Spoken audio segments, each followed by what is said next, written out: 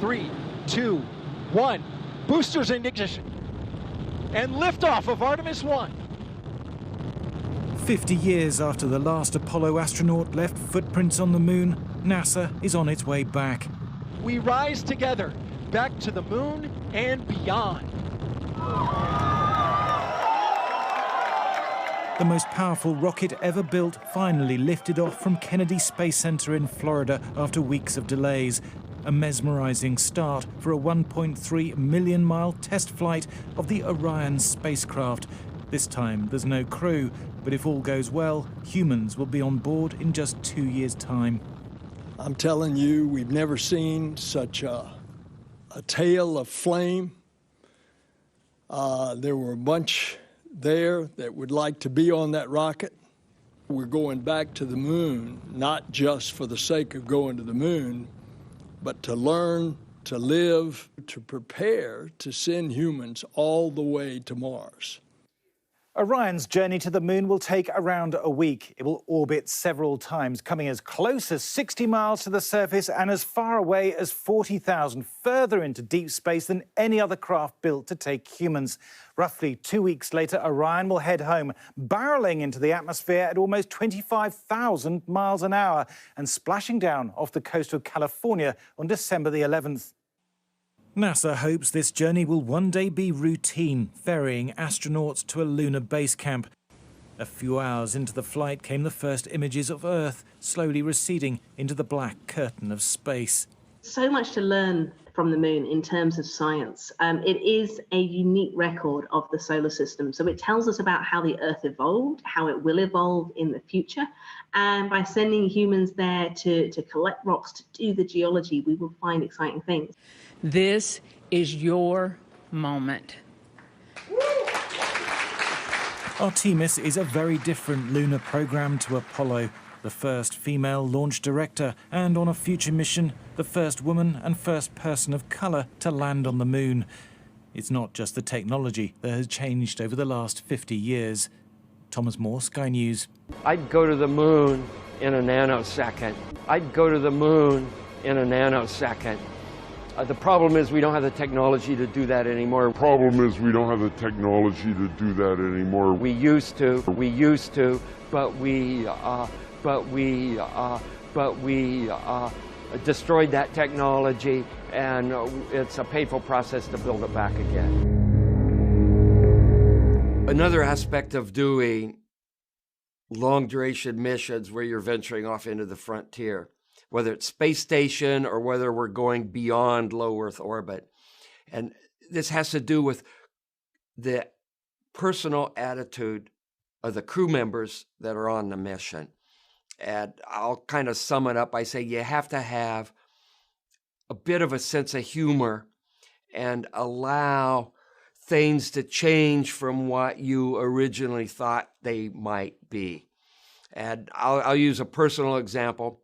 From my first space flight, Expedition 6, to the International Space Station, we launched on a space shuttle, STS-113. We were deposited on space station. It was going to be one of the shortest missions to date. It could have been possibly as short as 6 weeks, maybe 2 months. And then Columbia happened while we were on orbit. Shuttles were grounded for 2.5 years. And our mission got extended to almost 6 months.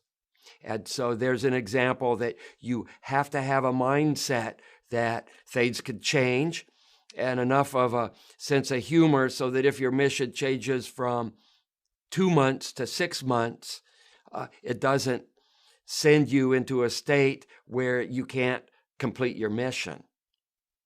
Another aspect of this mission extension with the shuttles not flying was that the resupply, the logistic resupply of consumables was severely hampered. And we were sitting on a mountain of food and a mountain of clothing and a mountain of supplies that were there for our mission and subsequent missions. But the chances of getting these replenished at the rate needed was all of a sudden reduced. And so we as a crew had to start rationing our usage of food and rationing our usage of water and rationing our usage of clothing, even though we were sitting on this huge mountain of all these resources. And we voluntarily did this so that future crews would have the resources they needed before we got the space shuttles flying again and could get the logistics supply chain back to its normal state. And so we would stretch our clothing out longer than what it was initially intended. Initially, we were to wear a pair of underwear and socks and a t-shirt for 3 days, and having no way to wash these aids in a weightless environment, then they're just discarded as rags to mop up stuff, and then finally discarded with a fiery deorbit trajectory into Earth's atmosphere. We stretched our clothing out to 8 to 10 days. And we would wait until we started to get a little rash around our waist before we change our underwear. And that was sort of our signal that says, hey, I think it's time to get a new pair of skivvies. And we did this voluntarily. We did this with a sense of humor because it was necessary in this frontier environment to preserve these resources for future crews. And human beings as a species are incredibly robust. We may like to take a shower every day. We may like to stuff our belly full of all kinds of delectable things for dinner. But if you live in a situation where you can't do that, human beings can continue and flourish in spite of the lack of all of these pleasantries. And if this were not the case, I think human beings would be one more fossil layer eroding from some hillside in the plains of Ethiopia. And this feature of human beings to do this is what is going to allow us to expand and into the space frontier and eventually colonize and settle our solar system. In just a few months, NASA's space shuttle program will take its last flight. But the ABC Action News I-Team uncovered a problem at NASA happening on the ground. Investigator Michael George explains tonight. 8, 7, 6. They can put a man on the moon. 1. Booster ignition. But they can't keep track of the equipment they use to do it. That's according to NASA reports obtained by the I-Team. Kennedy Space Center employees report just last year, nearly $500,000 of high-tech items simply vanished. Something's broke in the system. Suzanne Padone works for Inventory Management Solutions. Companies hire her to keep track of their inventory and make sure nothing falls through the cracks. We showed her what we found at NASA. It appears that there isn't really a process working year after year, and it's probably going to continually get worse. None of the lost equipment is reported to contain classified information, but it is expensive. Like this one, a digital video recorder valued at $100,000. Here's another one, 11 radios lost. Price, $35,000. And a high-tech wave reflectometer went missing in 2008. That's another $18,000. NASA officials say they're aware of the problem. We need to do a better job of keeping track of it, obviously, and we know that. We want to do a better job of it. Most of the missing items are computers, TVs, and radio equipment.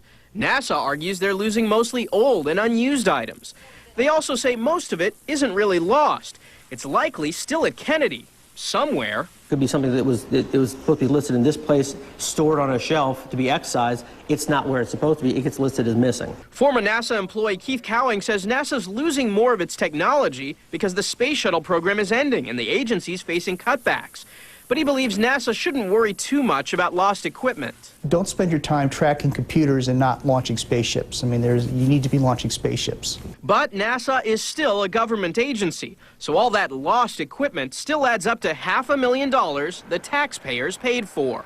The general public is not going to be happy if they know assets are missing, and it's not getting addressed. If you want to see what else NASA has lost over the last 3 years, you'll find a complete listing on our website, abcactionnews.com/I-Team.